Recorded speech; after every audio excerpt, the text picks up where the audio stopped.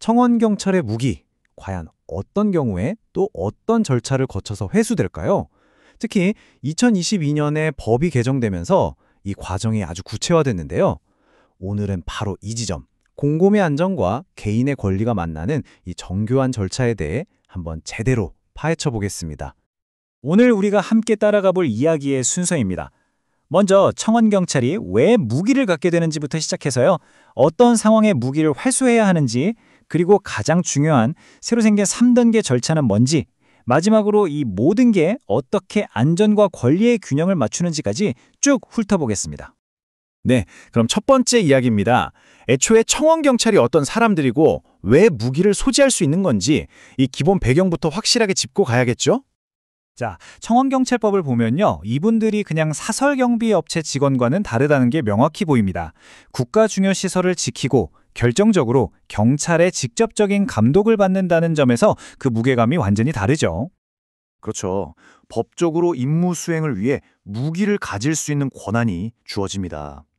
근데 여러분, 권한이 크다는 건 그만큼 책임도 무겁다는 뜻이잖아요. 그래서 정말 까다롭고 엄격한 규정들이 뒤따르는 겁니다.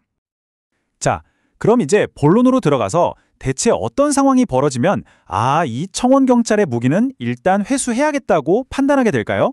다행히 법에서는 이걸 그냥 두루뭉술하게 두지 않고 아주 구체적으로 딱딱 정해놨습니다. 여기 목록을 한번 보세요. 징계를 받게 됐거나 형사사건에 연루됐을 때, 아니면 정신건강 문제처럼 잠재적인 위험이 될 수 있는 그런 명확한 상황들이 나열돼 있죠. 그러니까 그냥 좀 불안해 보여서 같은 애매한 이유로는 안 된다는 겁니다. 만약 방금 본 그 조건들 중 하나에 해당된다, 그러면 그때부터 아주 정교하게 설계된 3단계 절차가 시작됩니다. 여기에는 고용주인 청원주, 그리고 당사자인 청원경찰, 마지막으로 감독기관인 경찰서가 모두 참여하게 되죠.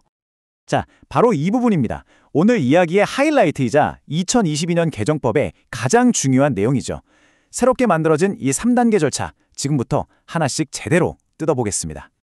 첫 번째 단계는 바로 알려주는 겁니다.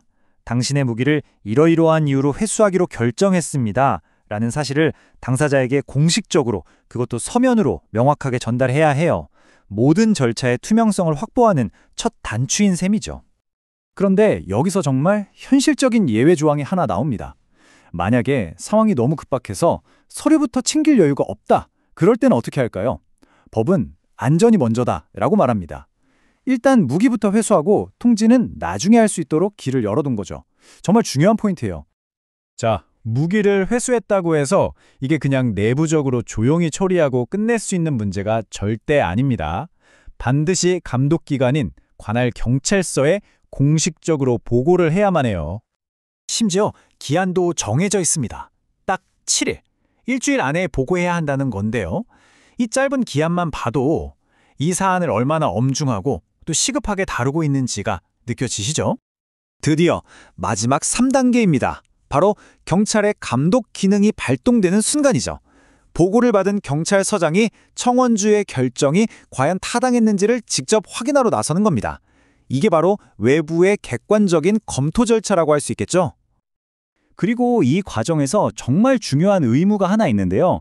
경찰서장은 반드시 해당 청원경찰의 이야기를 직접 들어야 한다는 겁니다.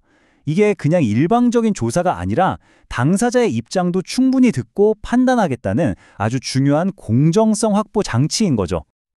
그리고 이 마지막 검토와 조치 단계에도 시간 제한이 있습니다. 바로 14일, 2주인데요. 이 사건이 괜히 질질 끌리지 않고 신속하게 결론이 나도록 하는 장치라고 보시면 됩니다. 자, 그럼 이런 질문을 할 수 있겠죠? 왜 이렇게까지 복잡하고 상세한 절차를 법으로 만들어 놨을까? 그 이유는 아주 명확합니다. 바로 견제와 균형이라는 시스템을 만들기 위해서죠. 이 표를 보시면 한눈에 이해가 되실 거예요. 한쪽에는 즉각적인 안전을 위해 조치를 시작하는 청원주가 있고요. 다른 한쪽에면 그 조치가 남용되지 않도록 공정하게 감독하고 검토하는 경찰서장이 있는 겁니다. 서로의 역할을 통해 균형을 잡는 거죠. 그리고 마지막으로 기억해야 할 점은 이 조치가 꼭 영구적인 건 아니라는 겁니다.